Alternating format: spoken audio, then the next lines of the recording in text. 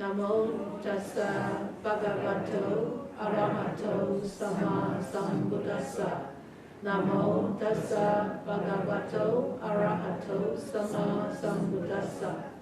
Namo tassa bhagavato arahato sama sambuddhassa.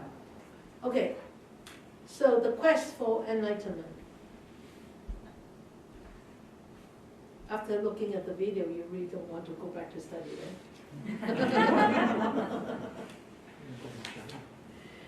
So the quest for enlightenment, it says seeking the supreme state of sublime peace.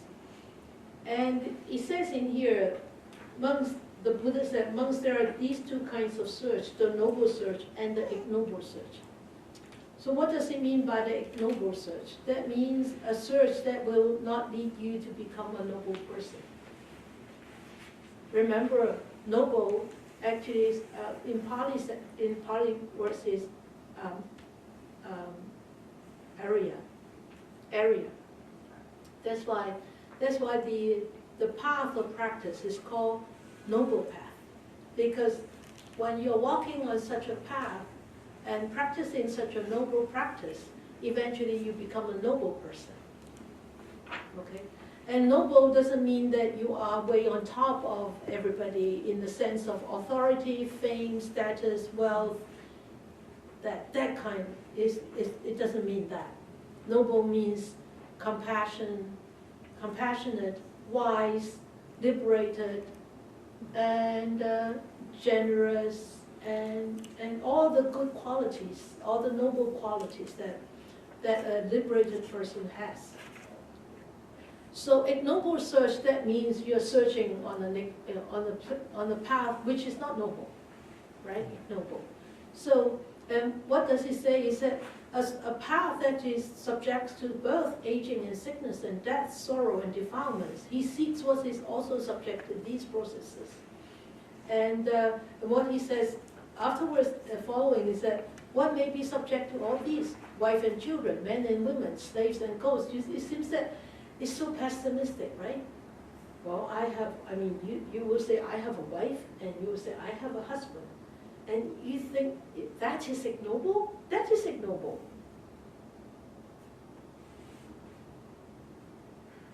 Sorry, it is ignoble, because why? It is not permanent. Your relationship cannot be permanent. You say, no, I'm deeply enough with my husband, I'm deeply enough with my wife. You say it's impermanent? I'm not saying that your love is impermanent. I'm saying the relationship is impermanent, because this physical body will go soon. Will go eventually one day. Not necessarily soon, but one day. Definitely it will. You have to depart. And that is changing. That is impermanency. And that is subject to changes. That is subject to degradation.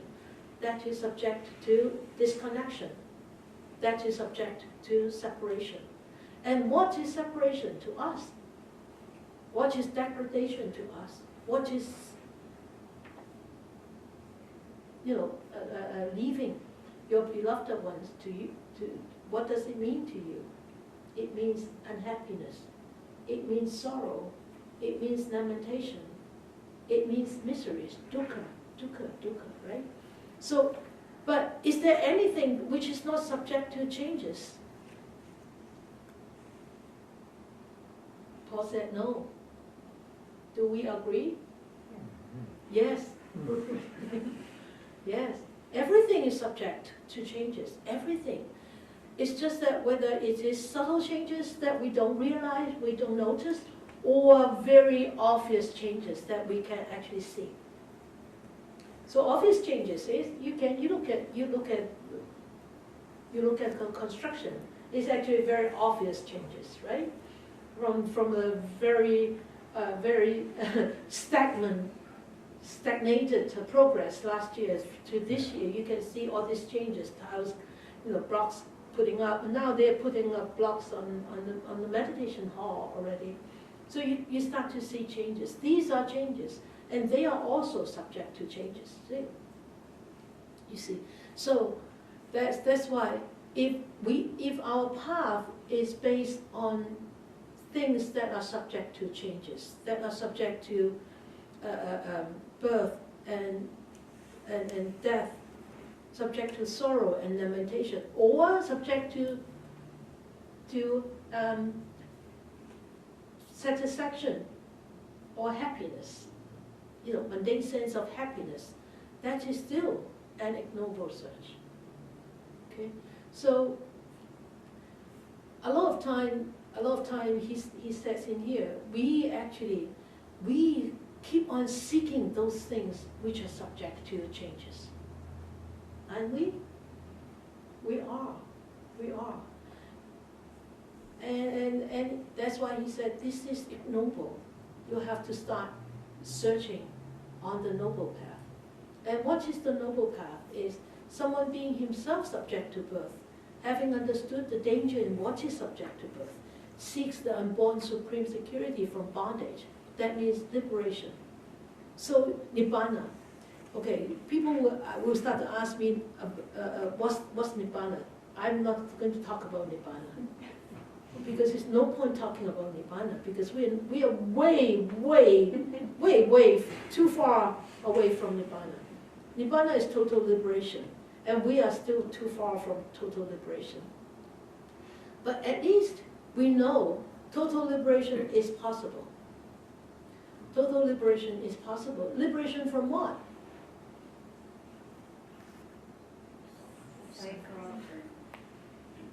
From dukkha, sufferings, from bondage. Because there is bondage, that bound to have sufferings.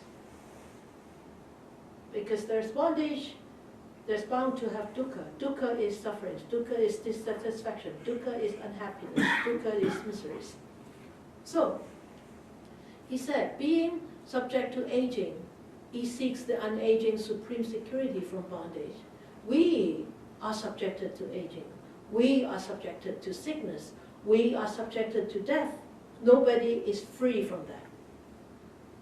But yet, we don't like it. Right? We don't like it. So we start doing all other things, trying to slow down the aging process, trying to make us feel that we are not aging. My sister, Catherine, last year when I saw her, I said, Catherine, your hair looks really very unnatural. She said, yeah, but I don't want my hair to be like, it's brown and it's not brown, it's black. It's black and white mixed together. I said, that's nice, sesame. Black sesame and white sesame mixing together. It's a nice, rich color. And she said, yeah. I said, you know what? Eventually it will become silvery white and it looks so pretty. She said, yeah, but that takes a long time because I keep dyeing my hair. So the stage is, it goes so really rusty brown and patches of white and all that. I said, come on, be realistic. The silvery white is so gracious. It looks so nice. And this year, she stopped dyeing her hair. And she sent us a picture on the WhatsApp. And I said, you see, you look so pretty with that white hair. And this time, she has this patches of brown and white. And I said, with white hair, you really need to keep it very, very short. And it looks so trendy if you keep it short. And she said, sister. She said, sister, Sifu, sister, slow down. I need time to adjust. Slow down. And I'm sure she will start cutting it very short because she needs to keep cutting the hair to make it, whiter and whiter, right? Silvery white. So, eventually she start to accept aging with the hair. So it's so funny. And though that she said, oh, I'm 71, I'm still happy, I'm still healthy. I said, yeah, but look at your hair. You're not happy with your rusty look hair, right? But anyway, being subject to aging, we really need to actually start to realizing it is a fact, it is a reality. And don't reject that reality, don't hate that reality, embrace it. And be a happy old person, like me, right? Yeah, you don't nod, you're still too young.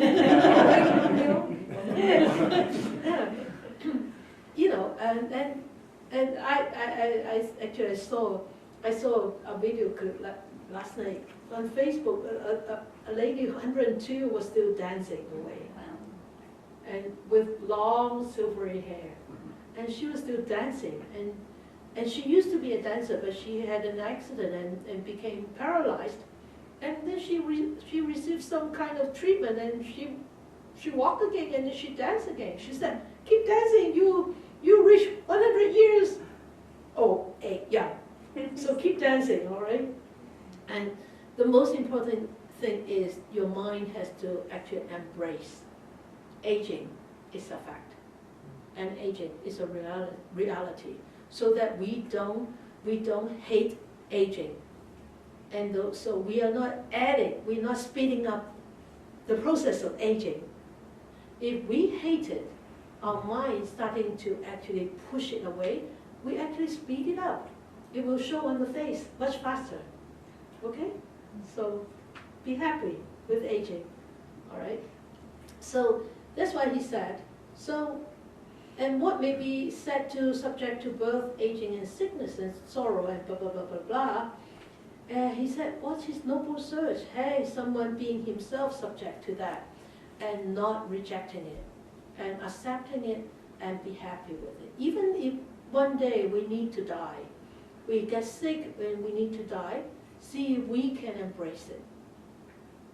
We cannot embrace it with a mundane sense. We need to embrace it with the teachings in mind. So when we get sick, remember, don't dwell yourself in the sickness, but see if you can remember anything that he has taught us to actually enlighten you, to inspire you, to overcome that difficulty. That's what the whole teachings is about. For us to learn, for us to keep it in mind, and for us to take it out to use it at time of difficulties, at time when it is needed. Otherwise, it's just mere words, and it's not useful. Okay? So, and then he says, before my enlightenment, that is on page 55, on the last paragraph, he said, monks, before my enlightenment, I am also,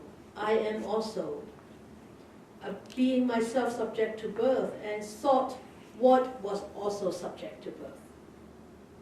So he actually went through the experience that we are going through right now. Yes? I'm not sure how to phrase this, but like with the process of death, or like, say for example, a person becomes sick and they're at a younger age and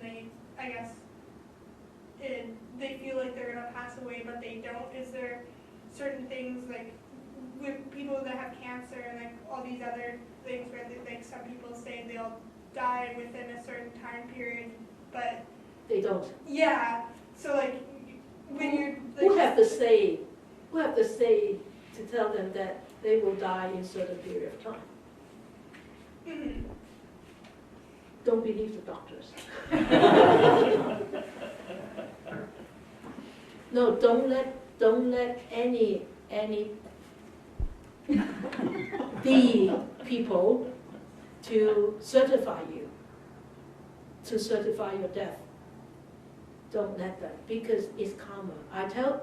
This is what I always say in my end of life care workshop. I said, people put down cancer as the reason for death. People put down a massive heart attack as the reason for death, cause of death. The real one reason for death is karma. Karma. Why would people die of heart attack when they were so young and healthy, playing basketball? Why would people not die of cancer? but yet die of complications or die in a car accident. Why? He would have died with cancer because he has terminal cancer, but he got struck by a car and he died in a car accident. So the reason for death, the cause of death is car accident, massive hemorrhage, whatever. But the real cause of death is karma. Whatever seeds, whatever causes in the past will bring its own consequences at any moment of life. And that's the real cause. That's the real reason. So basically you're saying you shouldn't expect it if you get like really sick, otherwise you should just kind of like go with the flow of Go with the flow, embrace the sickness. Go with the flow, embrace the cancer. Go with the flow, embrace death when it comes. Okay? Okay. Good. All right. So, and he said, but before I was enlightened, I thought what was also subject to aging. So he was no different than us. But, of course, he was no different than us because he needed to come to this human world to teach us. So he needed to be one of us. He needed to share with us his experience. But we know that for many eons of lives that he has gone by, he has actually been practicing, until this lifetime he was born to become a human. And he showed us it's possible as a human being to be totally liberated. Okay? So he said, why being myself subject to birth do I seek what is also subject to birth? Because we are. Why? Because we are I-G-N-O-R-A-N-T.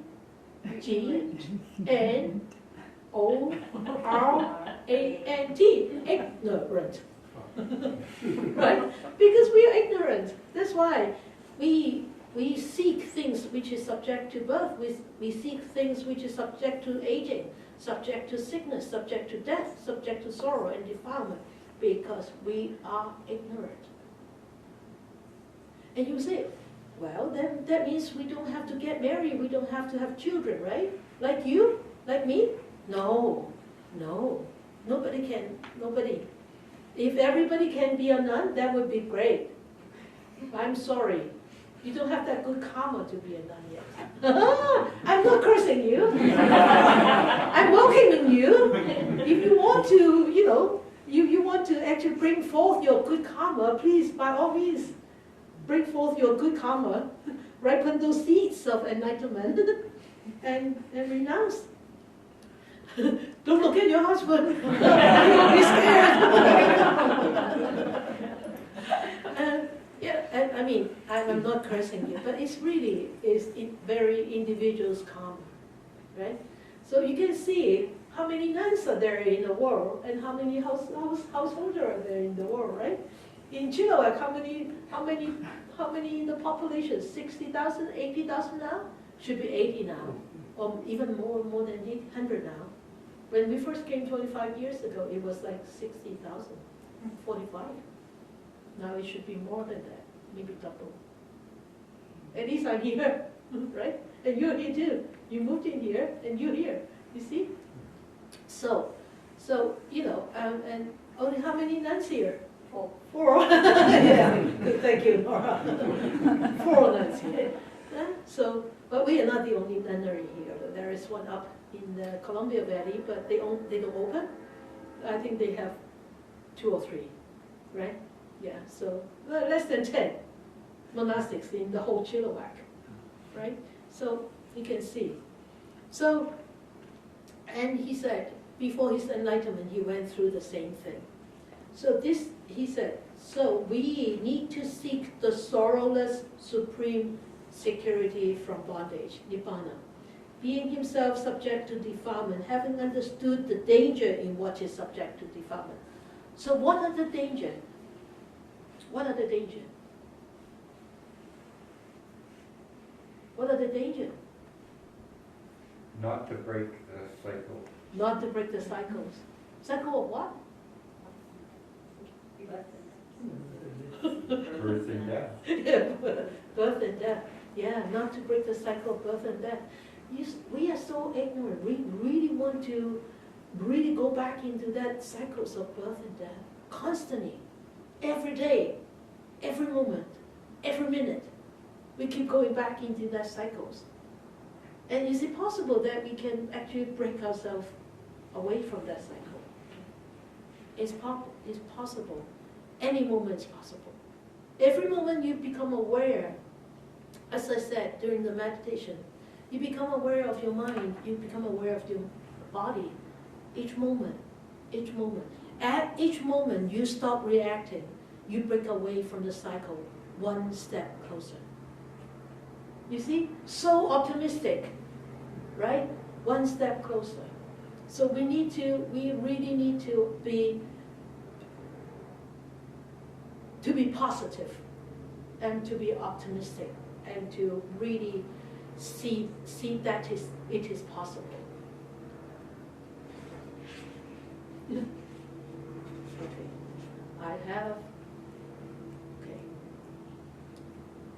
these two slides are talking about the teachers. So two teachers. So the first one is Alara Kalama. And Alara Kalama actually taught him what? You read through the passage. Nothingness. Nothinglessness. That means, what is that in another word? Emptiness. And in another word. Huh? In another word. English, please. Emptiness. What is emptiness?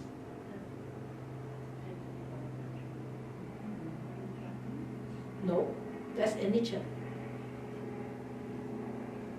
No. No self. Yay! No self. Remember, we have to speak the mundane language so everybody understands. Sunatta is only you and me understand. Those people who have studied Heart Sutra understand. So nothingnessness is no self.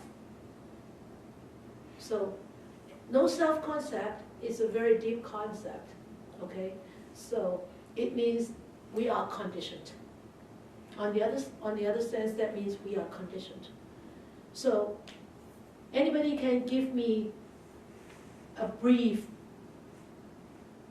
explanation of what does it mean by we are conditioned? Okay, the mic is towards you. We're interdependent. We are interdependent. And we're not self-existing. We're change. But you're real, Nora. But I'm not, every moment I'm different. Every I'm moment aging, different. I'm changing. But And I'm not always the same. But I want conditioned. We're not fixed. Conditioned. Dependent on all sorts of factors. Yeah, what kind of factors? What about physical? Whether I eat something, or I sleep, or I get sun, or Okay, good. Good, Nora. Anybody else? On our past actions. Past actions. We are conditioned by our past actions, our mind. Okay, but I want physical. Physical.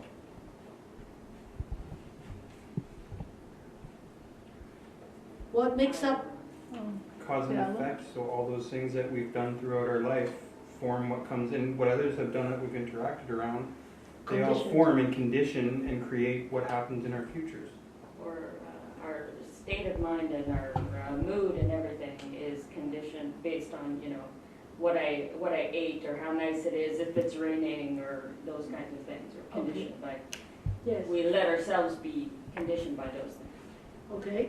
Does it go back further to the conditions that occurred at or before our birth?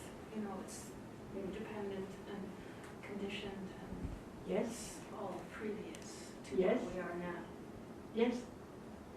So we are all conditioned by what the physical. The 4 elements? The 4 elements. I think one is made of solid, fluid, Yes. and air and Air. just the heat. That's about it. That's about it. Very good. That's about it. There's nothing else. That's about it. We are just air. We are just earth. We are just fire. We are just wind. And we are just water. That's all the conditions that make up you and me. That's the physical conditions. Those are the conditions that make up you and me. That's the physical ones. That's what I meant by conditioned. We are conditioned.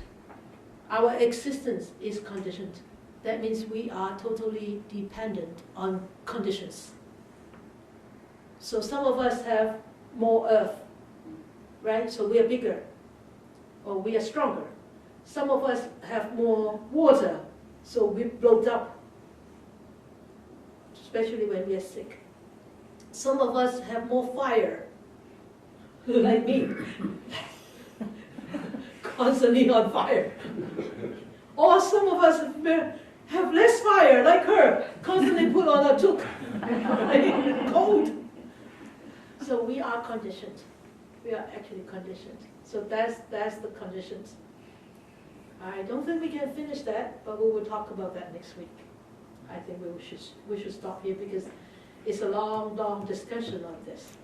Okay, so let us dedicate our merits for tonight.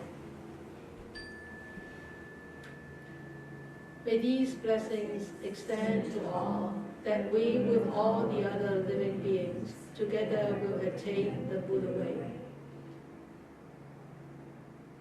May more and more people will encounter the words of the Buddha, study them, practice them, and help themselves to disentangle themselves from those difficulties, miseries, dissatisfactions, and be truly happy and free.